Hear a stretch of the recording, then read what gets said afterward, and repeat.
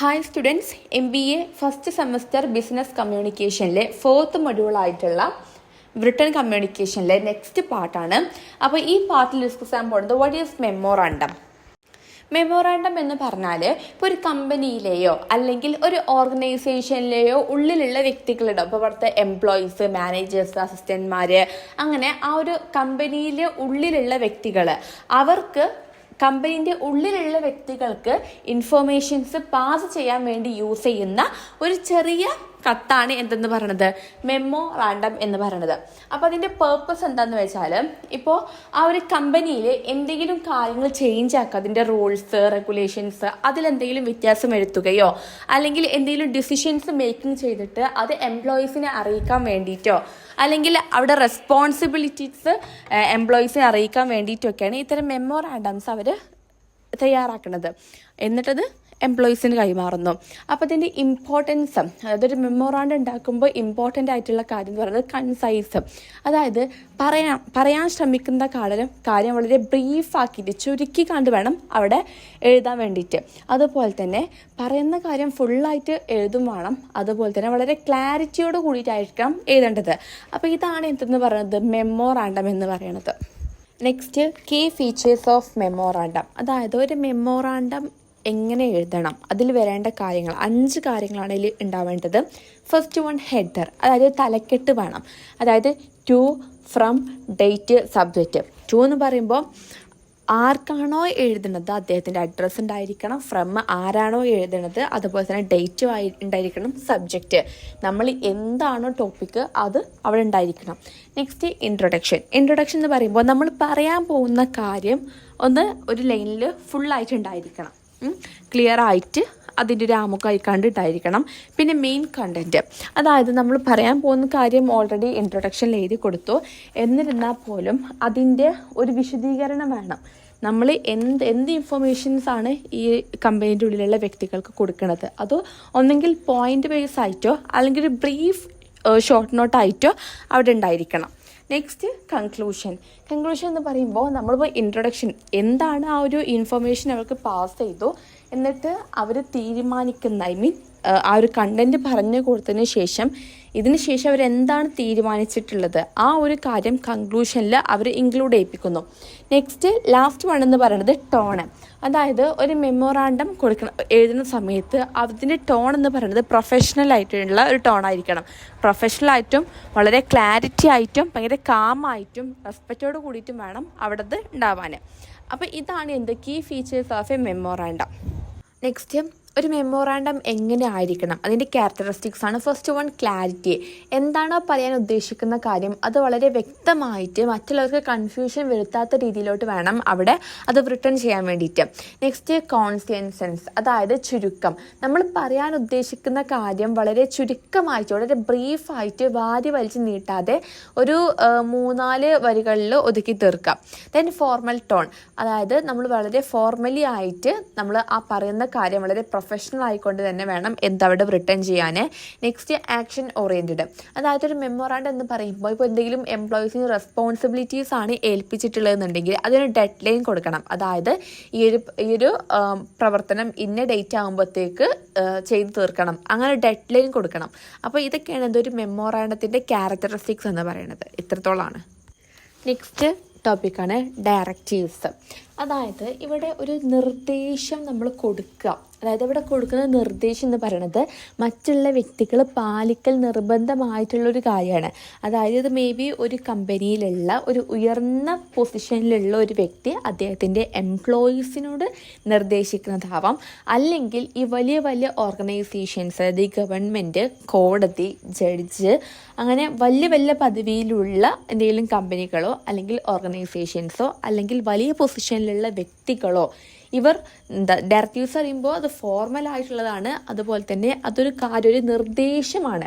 അതായത് നിർബന്ധമായിട്ടും ചെയ്യേണ്ട ഒരു നിർദ്ദേശം കൊടുക്കുക. വലിയ പൊസിഷനിലുള്ള വ്യക്തികളാകാം, അല്ലെങ്കിൽ ഗവൺമെൻറ്, ജഡ്ജി, ഇവരെ പോലെ വലിയ വലിയ പൊസിഷനിലുള്ള ഓർഗനൈസേഷൻസ് ആവാം. ഇവർ എന്ത് ചെയ്യാന്ന് മറ്റുള്ളവരോട് എന്ത് ചെയ്യാൻ നിർദ്ദേശിക്കുക. അപ്പോൾ ഈ ഒരു നിർദ്ദേശം മറ്റുള്ളവർ പാലിക്കൽ നിർബന്ധമായിട്ടുള്ളൊരു കാര്യമാണ്. ഇപ്പോൾ ഒരു എക്സാമ്പിൾ പറയാനുണ്ടെങ്കിൽ ഗവൺമെൻറ് പറയാണ് ഒരു കമ്പനി രാവിലെ 9 മണി മുതൽ 5 മണി വരെ തുറക്കാൻ പാടുള്ളൂ. അത് എന്താണ്? അതൊരു നിർദ്ദേശമാണ്. അത് കമ്പനികൾ പാലിക്കേണ്ടതാണ്. കാരണം നിർദ്ദേശം എന്ന് പറയുമ്പോൾ കമ്പനികൾ ആരാണെങ്കിലും, കമ്പനി ആണെങ്കിലും മറ്റുള്ളവരാണെങ്കിലും അത് പാലിക്കേണ്ട ഒരു കാര്യമാണ്. അപ്പോൾ ഇതാണ് ഡയറക്റ്റീവ്സ് എന്ന് പറയുന്നത്. Next tips four writing effective directives. അതായത് നിർദ്ദേശങ്ങൾ എഴുതുമ്പോൾ നല്ലൊരു എഫക്റ്റീവായിട്ട് ഡയറക്റ്റീവ്സ് ആവാൻ വേണ്ടിയിട്ട് ടിപ്പുകൾ. അതിൽ ഫസ്റ്റ് വൺ എന്ന് പറയുന്നത് ക്ലാരിറ്റി. നമ്മൾ എന്താണോ നമ്മളവിടെ പറയാൻ പോകുന്ന കാര്യം എന്താണോ അത് വളരെ ക്ലാരിറ്റിയോട് കൂടിയിട്ടാണ് വിശദീകരിക്കണം. അതായത് ഇത് വായിക്കുന്ന വ്യക്തികൾക്ക് കൺഫ്യൂഷൻ ചെയ്യിപ്പിക്കാത്ത രീതിയിൽ വേണം നമ്മളവിടെ എന്ത് ചെയ്യാൻ, ഈ ഒരു കാര്യം എഴുതി വെക്കാൻ.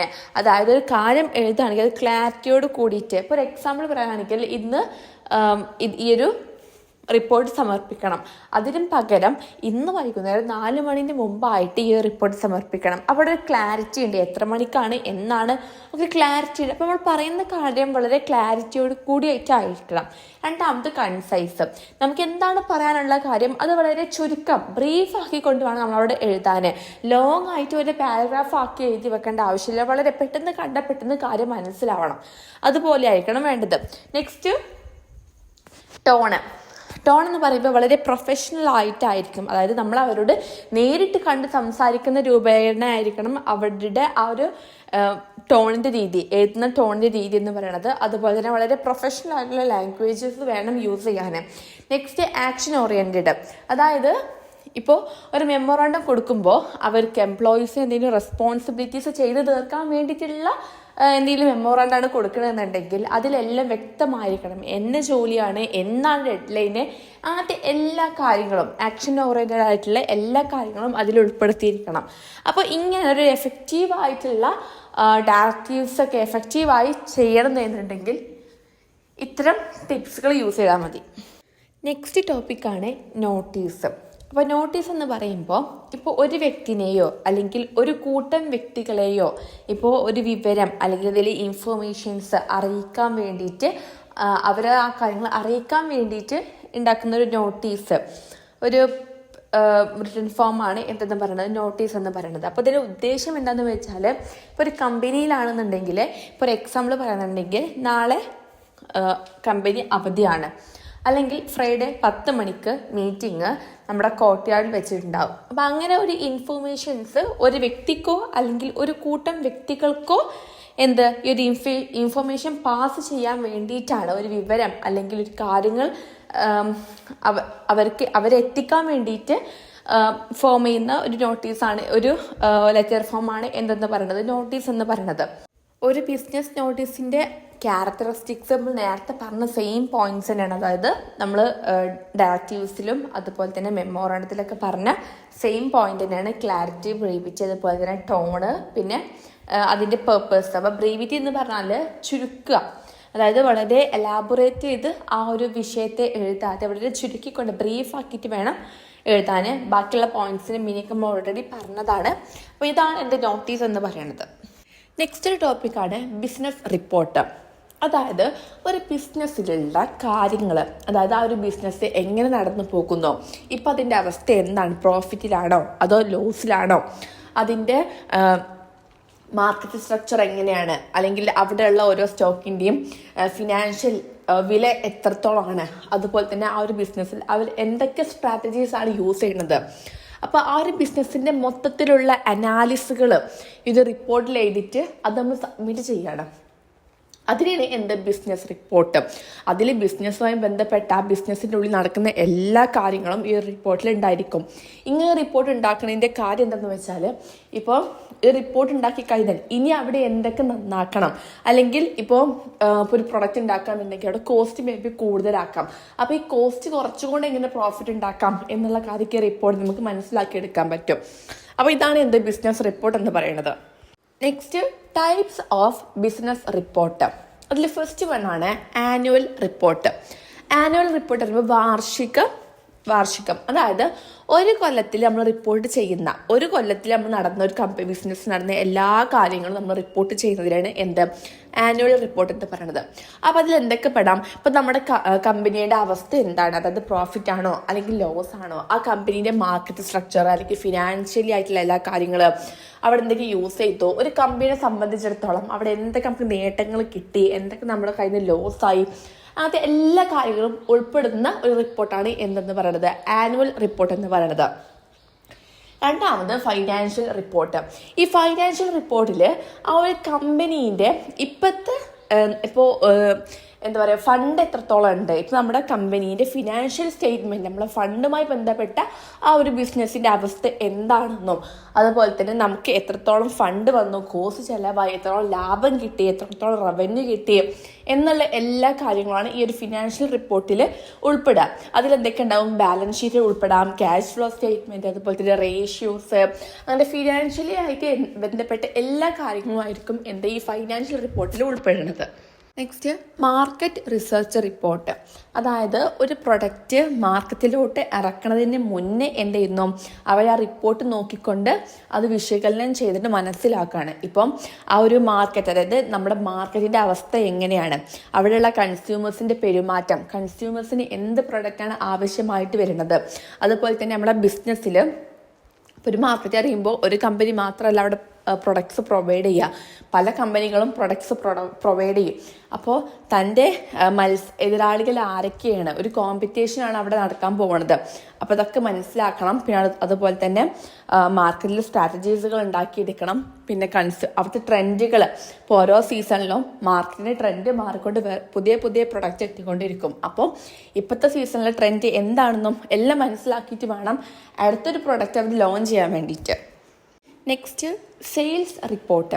അപ്പോൾ സെയിൽസ് റിപ്പോർട്ട് എന്ന് പറയുമ്പോൾ ഇപ്പോൾ നമ്മുടെ ആ ഒരു കമ്പനിയിൽ ഇപ്പോൾ ഒരു മാസത്തിൽ എത്രത്തോളം സെയിൽസ് നടന്നു എന്നുള്ള ആ ഒരു റിപ്പോർട്ടാണ്. ഇപ്പോൾ ഏതൊക്കെ രീതികളിലൂടെയാണ് സെയിൽസ് നടന്നത്, ഏതൊക്കെ പ്രൊഡക്ട്സാണ് സെയിൽസ് കൂടുതൽ നടന്നത്, ഏതൊക്കെ പ്രൊഡക്ട്സാണ് സെയിൽസ് കുറവ് നടന്നത്, അങ്ങനെ ആ ഒരു സെയിൽസ് റിപ്പോർട്ട് നമ്മൾ തയ്യാറാക്കാം.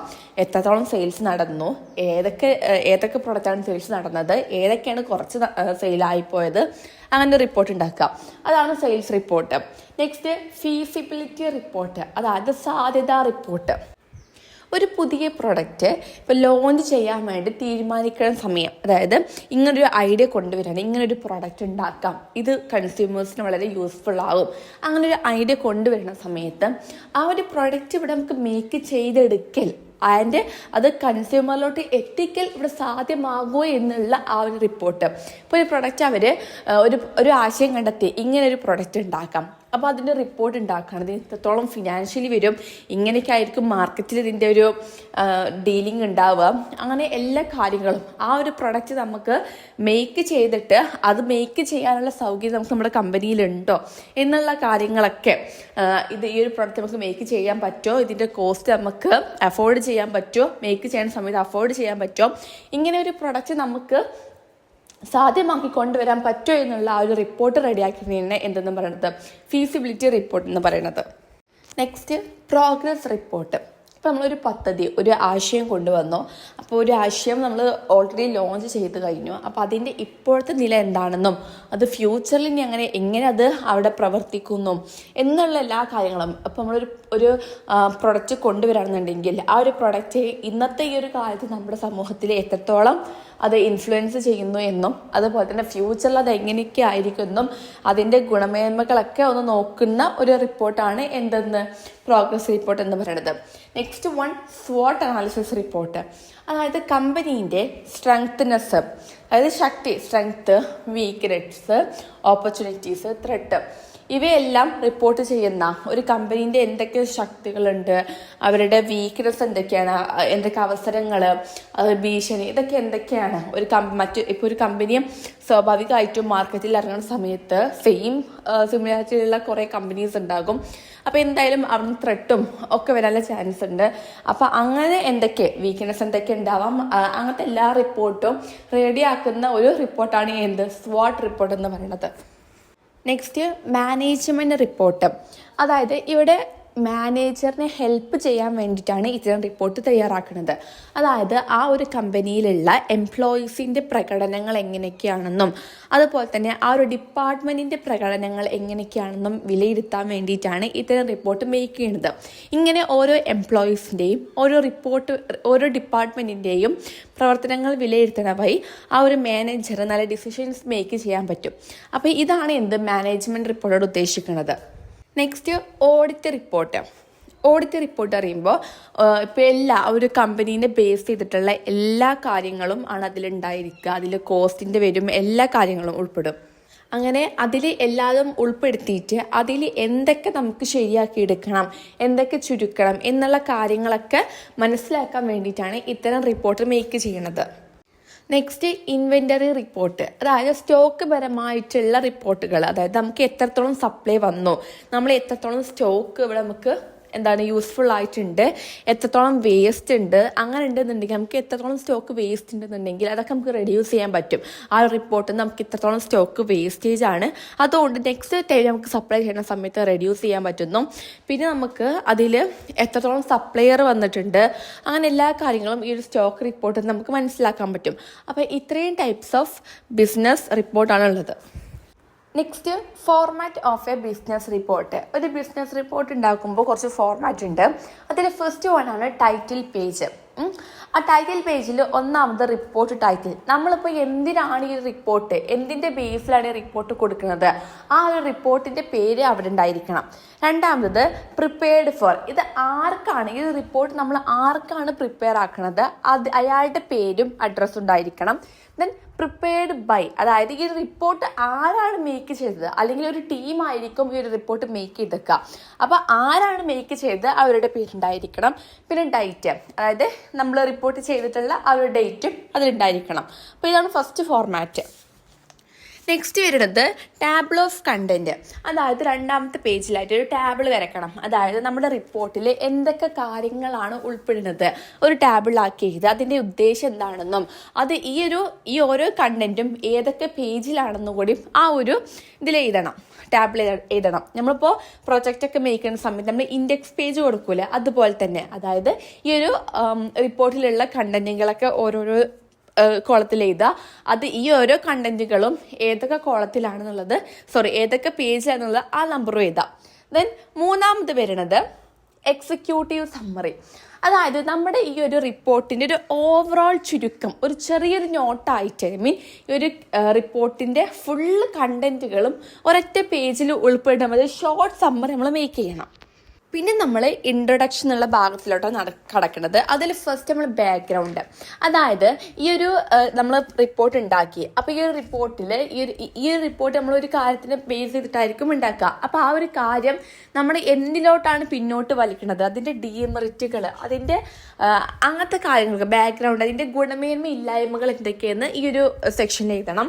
പിന്നെ അതിൻ്റെ പർപ്പസ്, അതായത് ഈ ഒരു റിപ്പോർട്ട് നമ്മൾ എന്തിനാണ് ഉദ്ദേശിക്കുന്നത്, അതിൻ്റെ പർപ്പസ്, ഉദ്ദേശം, ഈ റിപ്പോർട്ട് ഉണ്ടാക്കിയ ഉദ്ദേശം നമ്മൾ കൃത്യമായിട്ട് അവിടെ എഴുതിയിരിക്കണം. ദെൻ സ്കോപ്പ്, ഇനി നമ്മൾ ഈ റിപ്പോർട്ട് ഉണ്ടാക്കി, അപ്പോൾ റിപ്പോർട്ട് ഉണ്ടാക്കി കഴിഞ്ഞതുകൊണ്ട് ഈ റിപ്പോർട്ടോട് നമ്മൾ എന്താണ് സ്കോപ്പ് ചെയ്യുന്നത്, ഉദ്ദേശിക്കുന്നത്, അതന്നെ സംഭവം നമുക്ക് കിട്ടാനുള്ള കാര്യങ്ങളും അത് ഈ റിപ്പോർട്ടിൽ ഉൾപ്പെടുത്തിയിട്ടുള്ളതും അതുപോലെ തന്നെ ഉൾപ്പെടുത്താത്ത കാര്യങ്ങൾ നമുക്കിവിടെ ഉദ്ദേശിക്കാൻ പറ്റും.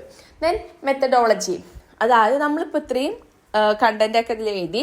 അപ്പോൾ ഈ കണ്ടൻ്റൊക്കെ നമുക്ക് കിട്ടാൻ വേണ്ടി നമ്മൾ ഏതൊക്കെ വഴികളാണ് കണ്ടെത്തിയത്. അപ്പോൾ നമ്മളിപ്പോൾ ബുക്കാവാം, അല്ലെങ്കിൽ വല്ല വെബ്സൈറ്റ് ആവാം. അപ്പോൾ അങ്ങനെ ഏതൊക്കെ വഴികളിലൂടെയാണ് നമ്മൾ ഈ ഒരു കാര്യങ്ങളൊക്കെ കണ്ടെത്തിയത് എന്നുള്ളത് നമ്മളവിടെ എഴുതി വെക്കണം. നെക്സ്റ്റ് മെയിൻ ബോഡി, അതായത് നമ്മുടെ റിപ്പോർട്ടിൽ ഇനിയുള്ള ഇൻട്രൊഡക്ഷൻ കഴിഞ്ഞാൽ പ്രധാന കണ്ടന്റുകളാണ് ഇനി പറയുന്നത്. അതിൽ ഫസ്റ്റ് വൺ എന്ന് പറയുന്നത് ഫൈൻഡിങ്സും റിസൾട്ടും.